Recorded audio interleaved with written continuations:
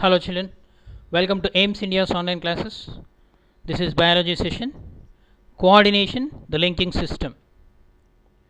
So far we have completed the nervous control and chemical control and coordination in animals. Okay. So in today's class we are going to discuss about how the coordination takes place in the plants. As we know that plants are also living organisms, isn't it? Okay, before going to the class, so let us recall some known concepts. What is homeostasis? What is homeostasis? The capacity of an organism to adjust itself is known as homeostasis in simple words. Homeostasis in our body is achieved through nervous system and endocrine system. Okay. So here we studied about the endocrine glands in humans, their secretions, their functions. Okay. Endocrinology, the science concerned with the structure and function of endocrine glands and diagnosis and the treatment of disorders of the endocrine system is called endocrinology, study of endocrine system. So we studied about the enzymes, isn't it? Enzymes in the nutrition chapter. Now hormones. Okay. So what is the difference between hormones and enzymes? Let us in few minutes let us discuss. The hormones can be proteins chemically. Hormones can be proteins, biogenic amines or steroids, whereas enzymes, all enzymes are proteins. Hormones are secreted at one place and act at another place on the target tissues, isn't it? Whereas enzymes, they are generally secreted and act at the same place or nearby places. Okay. Hormones are used up during metabolism, whereas enzymes, they remain unaffected during reaction. That's why enzymes are called biocatalysts. Okay, they act as catalysts. They directly won't involve in the reaction. They support the chemical reaction. Next, hormones can speed up or check specific physiological process, whereas enzymes can only speed up the process. Hormones rate of action is slow, whereas enzymes action is very fast. Hormones are called information molecules, whereas enzymes are called biological molecules. Hormones are produced in endocrine glands, whereas the enzymes are produced in exocrine glands and are poured through ducts. Okay. Example for hormones which we have studied, some example like insulin, thyroxine, adrenaline. Okay, example for the enzymes which we have studied, trypsin, pepsin, amylase, lipase. Okay children, so these are the main things which you have to remember. So okay children, are you ready? Today we are going to discuss another interesting, most exciting concept, that is coordination in plants, control mechanism in plants. So starts today's class with an activity. How do plants respond to stimuli? How do plants respond to stimuli? It's an interesting question. Touch the leaves of Mimosa pudica. Okay, so far we have studied how the control mechanism work in our body. Do plants also have the control system? let us find out by doing a small activity. So that is the Mimosa pudica plant is required for this activity. Okay, do this activity under the presence of your regular teacher. Okay, touch the leaves of Mimosa pudica. Attipatti. In regional language it is. So it is also called touch me not plant. And observe the response of leaves. Are they folding?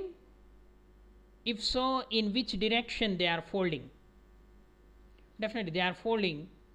Try to give the examples of situations where you may see the plants responding to a certain stimulus.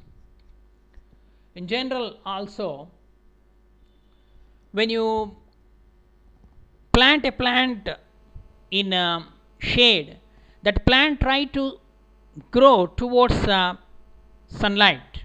It produces the branches. Okay, and you generally observe some plants called twiners, weak stemmed plants. Okay, they take the support and climb. Okay, in order to expose their foliage to the sunlight, isn't it? So Mimosa pudica leaves have pad like swelling at the base. The Mimosa pudica leaves have the pad like swelling at the base. They are called pulvinous or pulvini base. So here the cells contain lot of water and large intercellular spaces. Large intercellular spaces. So you can see here the Mimosa pudica plant. The leaves, see they are folding. Okay, just like when you fold our hands. Okay, so here the leaf base of this Mimosa pudica, they are called pulvinous leaf base, the pad like structure. Due to the water pressure, the pulvini hold the leaf erect. So touch me not plant shows the movement to touch. Such movements are called the nastic movements. And which type of nastic movements? Thigmonastic movement. This is called thigmonasty, response to touch. When we touch the leaves, an electrical impulse is generated. This impulse acts on the plant hormone. Because of this hormone, water in the pulvini cells, which are closer to the leaf vein, migrate to other side of the leaves, so that it gets folded. Then the pulvini lost its firmness, hence the leaves become fold. So after 20 to 30 minutes, the water comes back, pulvini attains the firmness and the leaves become erect. So this is the mechanism, the water, movement of the water inside the pulvini cells.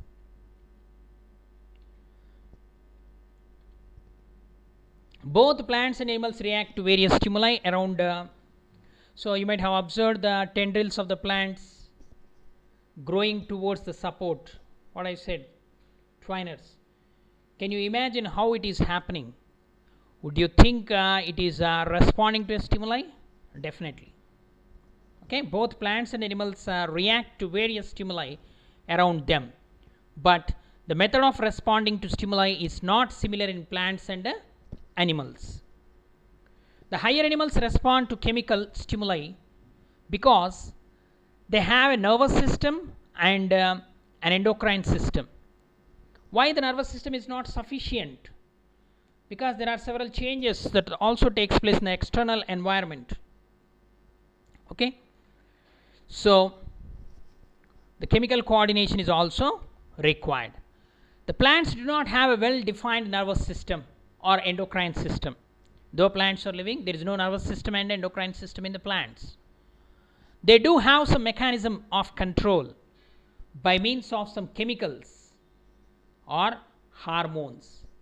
The hormones secreted by the plants, they are called phytohormones.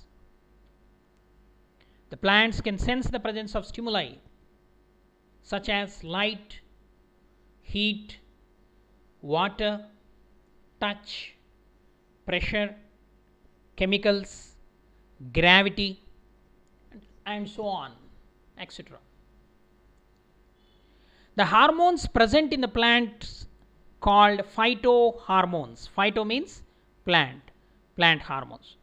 The control responses towards the stimuli mentioned above, they are able to respond to the stimuli. Okay. Some major plant hormones and their actions we are going to discuss.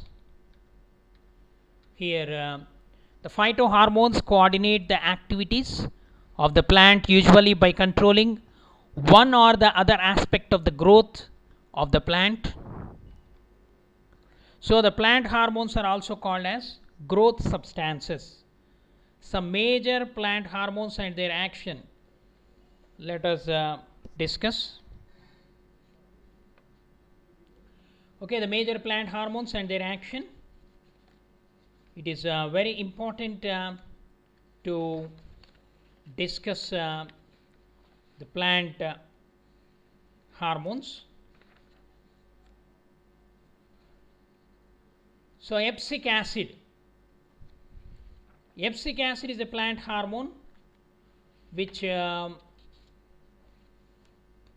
influence the closing of stomata, and seed dormancy. Means this epsic acid is a growth inhibiting hormone actually, but it helps in closing of stomata during adverse conditions to prevent or to reduce the rate of transpiration. Okay. Next, auxin. Auxin is a growth promoting hormone. It influences the cell elongation and differentiation of shoots and roots. Okay, shoot elongation and root elongation. Cytokinins, another growth promoting hormone in the plants. It promotes cell division and the promotion of sprouting of lateral buds and delaying the aging in leaves and opening of stomata. Okay. Next, ethylene. Ethylene is a gaseous hormone. It is also growth inhibiting hormone. It influences the senescence and the ripening of fruit. It is also called fruit ripening hormone. Next, gibberellins. Gibberellins are growth promoting hormones. They are extracted from the fungi Gibberella fungicori. So they influence the germination of seeds and sprouting of buds, elongation of stems, stimulation of flowering, development of fruit, breaking the dormancy in seeds and buds. Dormancy means delay. Okay, they break the dormancy in seeds and buds. Gibberellins. Okay, these are the main hormones. There are 5 main hormones secreted in the plants: abscisic acid, auxins, cytokinins, gibberellins, and ethylene.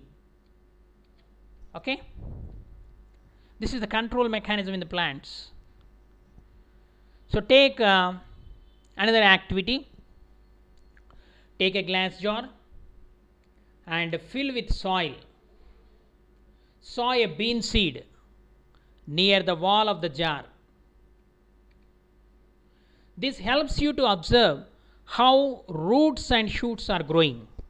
This experiment helps us to understand the growth of roots and stem.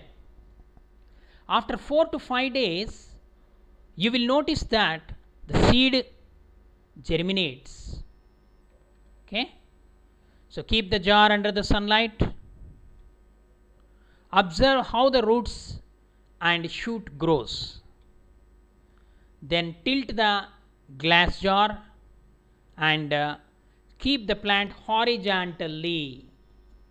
Keep the plant horizontally. So observe the direction of root and shoot growth for more than a week.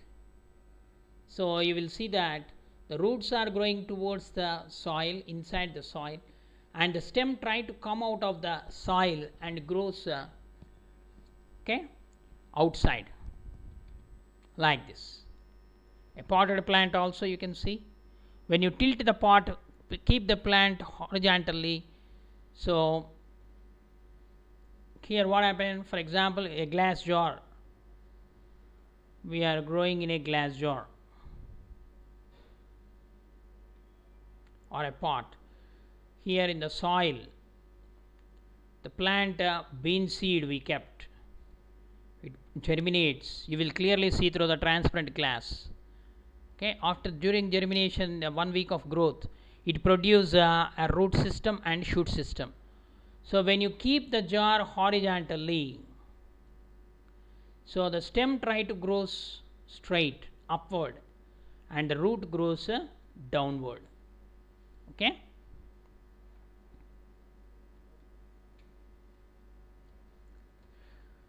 So observe the plant growing towards the light and how auxins act on bending of the stem to show a response to the sunlight. Okay. So here one observe the direction of the root and shoot growth for more than 1 week. So what does you observe? Does the shoot take a horizontal tilt after a week? Yes, it will tilt. Its direction is changed. So which side of the shoot may have grown more and which side of it less to bring about this effect? Okay, the right side in the plant we observe. Okay, observe the plant growing towards the light and how the auxins acts on bending of the stem to show the response to the sunlight. So more auxin collects on the light illuminated side of the stem. So the cells on that side grow faster. On opposite side, the cells grow slow to make the stem bend. So collect bending and straight portions of the tender stems and take the transverse section of both stems and observe them under microscope. So you will find certain chemical substances where the stem is bending towards the light. Okay, and that chemical substance concentration is less in the section of the stem on other side. Okay. So Charles Darwin and his son Francis Darwin, they performed some experiments on phototropism. Photo means light, tropism means movement. Movement towards the light or movement of the plant parts by the influence of light is called phototropism. Okay, they convert so what they have done, they covered the terminal portion, means tip of the stem, we call it as coleoptile, okay, with a cylindrical or a cylinder of metal foil. Okay, they covered the growing edge or growing tip of the stem by a metal foil. So exposed the plant to sunlight coming from the side. So the characteristic bending of the seedling did not occur because growing tip is obstructed from the sunlight by keeping a metal foil. So if the light was permitted to penetrate the cylinder, bending occurred normally. Okay, towards the light, that stem bend normally. So they stated that when seedlings are freely exposed to a lateral light, some influence is transmitted from upper to the lower part, causing the material to bend. Okay, they don't know about that chemical substance called auxin, but they named that substance as a factor or influence. Due to that influence, transmitted from the upper to the lower part, causing the material to bend. So this is the experiment. This shows the young stems bend towards the directional light. It is a normal. In the experiment 2, what they have done, they obstruct the light by covering with a tin foil, metal foil. Okay, if an opaque foil cup is placed over the tip, bending does not occur.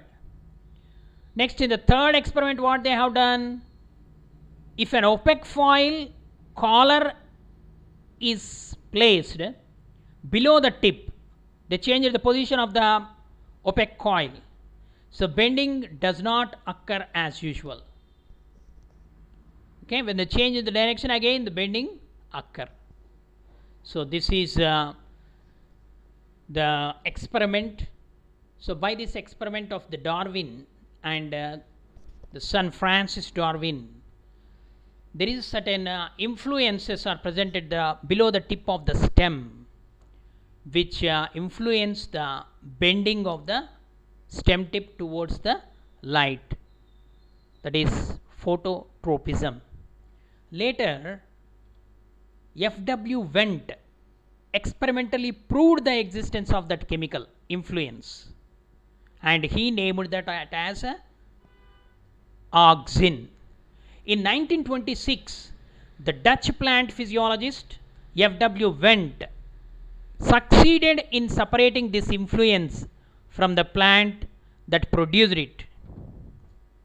Wendt cut off coleoptile tips from oat seedlings, and he placed the tips on a slice of agar, is a chemical substance, and left them for about an hour. Then what he has done, cut that agar into small blocks and placed a block on one side each stump of the decapitated plant. So first he cut off that coleoptile, he isolated that chemical substance and kept in the agar, and cut those agar into blocks, and those small blocks he kept on the decapitated coleoptile. They were kept in the dark during the entire experiment. So within 1 hour, he observed a distinct bending away from the side on which the agar block was placed.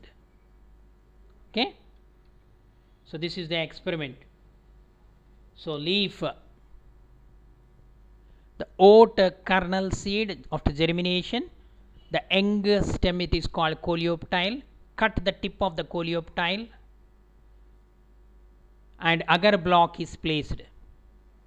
Okay, the leaf that has been pulled a little from within coleoptile. See the coleoptile, the leaf that has been pulled a little. Okay. So agar block that had not been in contact with coleoptile tip produced either no bending or only a slight bending towards the side on which the block had been placed. Wendt interpreted these experiments as showing that the coleoptile tip exerted its effect by means of chemical stimulus rather than a physical stimulus such as an electrical impulse. This chemical stimulus came to be known as auxin. Okay, in Greek, auxin means to increase. So in this way, the first plant hormone, auxin, was discovered by F.W. Wendt. The Greek word auxin means to increase. Okay, so here this experiment. So agar blocks, he cut, decapitated the coleoptile, placed in the agar blocks, and again he observed when they replaced that agar block, again the movement he observed. Okay, means below the tip of the stem and tip of the root there are certain chemical substances which influence this tropism. Okay, the influencing the light, it is called phototropism.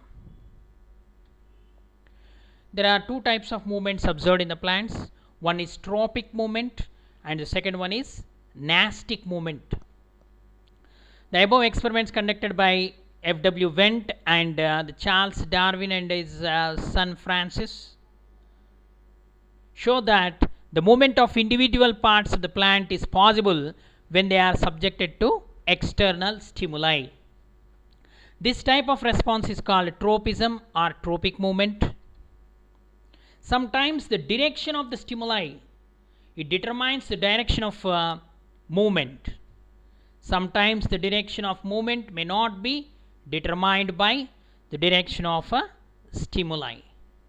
So this type of response is called nastic movement.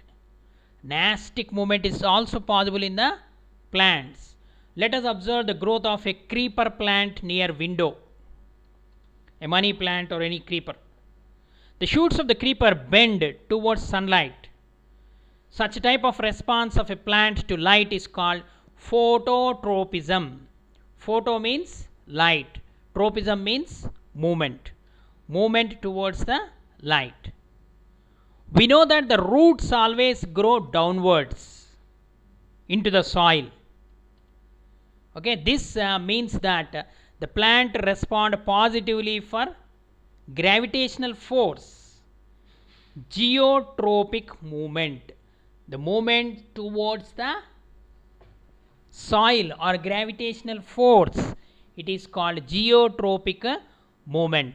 So if you take the entire plant, there are two systems are present, root system and shoot system. The root system is positively geotropic and negatively phototropic, whereas shoot system is positively phototropic and negatively geotropic. Okay, they are opposite. This is called so towards the gravitational force movement is called geotropism. Towards the light movement is called as a phototropism. Okay. The tropic and nastic movements we are discussing. If we observe the plant which grows near a rock, near a window we have seen, now near a rock or wall side, you notice that all the roots are growing in one direction away from the rock or wall where water is available in the soil.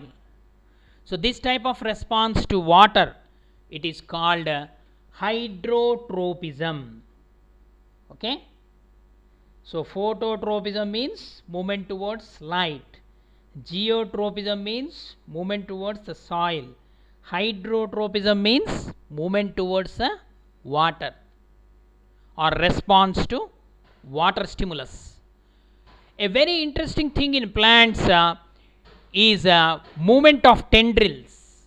Tendrils are the modifications of the leaf or shoot, leaf tendrils or shoot tendrils. So all plants show the positive response to phototropism, and but in creepers like cucumber, bitter gourd, the stem is weak and thin, hence the plant cannot grow erect. The tendrils play a vital role to make the plant erect. The tendrils are thin, thread-like growths on the leaves or stems of climbing plant. They grow towards the support and wind around them. Okay, so this type of response to make contact or touch is called thigmotropism. Okay, so the stimulus touch, when this tendril makes its contact with the support, immediately they twine over it and helps in climbing of the plant. This type of movement is called thigmotropism. Okay, if you taste the carpel of a flower. Okay, if you take out the flower and the ovary, the lower part of the flower, when you keep it in the mouth, you taste it sweet. So let us recall the butterflies fluttering on the flowers, or a hummingbird fluttering on the flowers. For that, for this nectar, we are calling it as nectar, the sweet substance which attracts those insects and the birds. The ripened stigma secretes a sugary substance. This chemical substance stimulates the pollen grains which fall on the stigma. The pollen grains respond to this stimulus as the pollen tubes grows to reach the ovule for fertilization. This type of response to chemicals is called chemotropism. See the variety of movements shown by the plants. Okay, phototropism, geotropism, hydrotropism, thigmotropism, chemotropism. Okay. So unequal distribution of the auxins affects the roots and the stem growth. So high concentration of the auxin stimulates stem growth and inhibit the root growth. Okay, children. So the plant hormones are usually growth effectors or inhibitors. Some growth effectors are auxins and gibberellins, while growth inhibitors are abscisic acid and ethylene. Okay, children. I hope you understood. Please read the textbook. Thank you for watching our video. Please subscribe our channel and press the bell icon for receiving latest updates.